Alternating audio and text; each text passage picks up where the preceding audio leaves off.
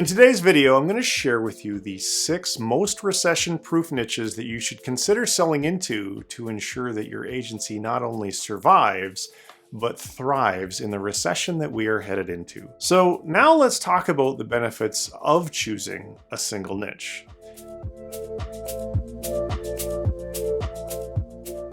Maybe you've read Scaling Up, or The E-Myth, or Traction, or even Atomic Habits. I'm actually in Atomic Habits because you're trying to scale your business faster. We've got a wonderful tool to help you accomplish that. It's called Flowster.app. It's a workflow and process management software, and it's literally the operating system for these books and many more. Check it out today at Flowster.app.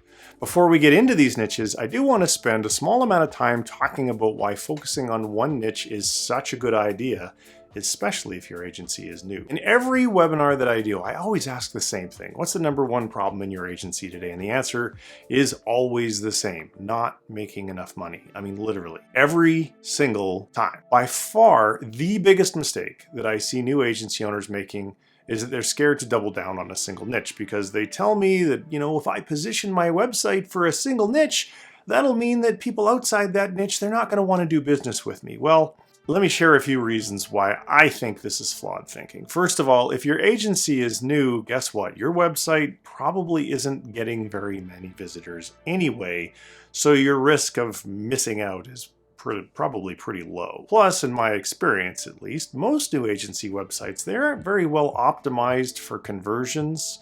So as I just mentioned, your risks of missing out are actually pretty low. Now let's talk about the benefits of choosing a single niche. Benefit number 1, you can offer templatized services like websites and funnels and so forth.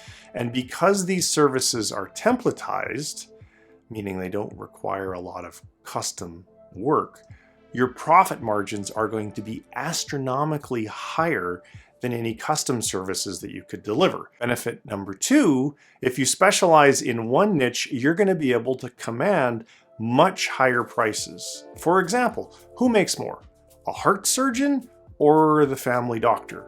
Obviously the heart surgeon. Benefit number 3, you're going to get a lot more referrals. In the beginning, it's a really good idea to make your niche as small as possible so that you can basically create like an echo chamber. Let me give you an example. Suppose that in your town there's 10 companies that sell flooring and 4 of them are already using your automated review management systems. The odds are definitely in your favor that you're going to be able to convince those other 6 people because you have huge amounts of social proof with the first 4. Whereas if you had 4 customers out of 1,000 customers, well, there's not much of an echo chamber going on, so you don't really get the benefit. Benefit number 4, by selling to just one niche, you're going to learn the language of that niche. And you will also be able to gain a much deeper understanding of the problems that the companies in that niche face.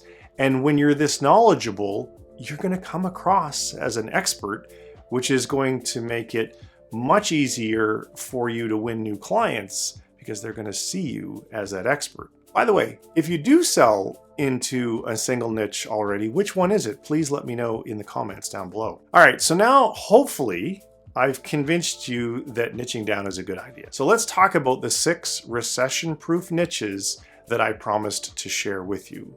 Niche number 1 is healthcare.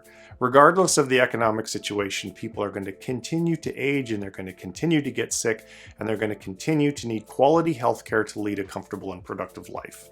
And although people may be less able to pay high medical bills during a recession, they still need to treat any ailments or health challenges that they have. Industry number 2 is food and beverage. So this is simple. Regardless of how well the economy is or isn't doing, we still need to eat. And in tough times, yeah, we might dine out less, but we still need to eat. Number 3 is discount retail. Man, we love to shop. So even though people may earn less or spend less during a recession, we're still going to buy essentials such as food or basic household necessities. And in these times, people are often going to turn to cheaper stores and buying at lower prices. The next industry is education. Now, the education sector typically remains stable or may even experience growth during economic downturns. online education, which is a huge industry, the providers in this space often grow during a recession as they offer more flexible and affordable programs with specialized training than their offline counterparts. The next niche is doing it your DIY, do it yourself and repairs. So consumers tend to keep their cars longer during recessions to save money rather than buy a new vehicle. They keep their current car in excellent shape with regular maintenance or repairs. The same applies to home projects. Homeowners can do themselves or repair for less than a large renovation or remodeling.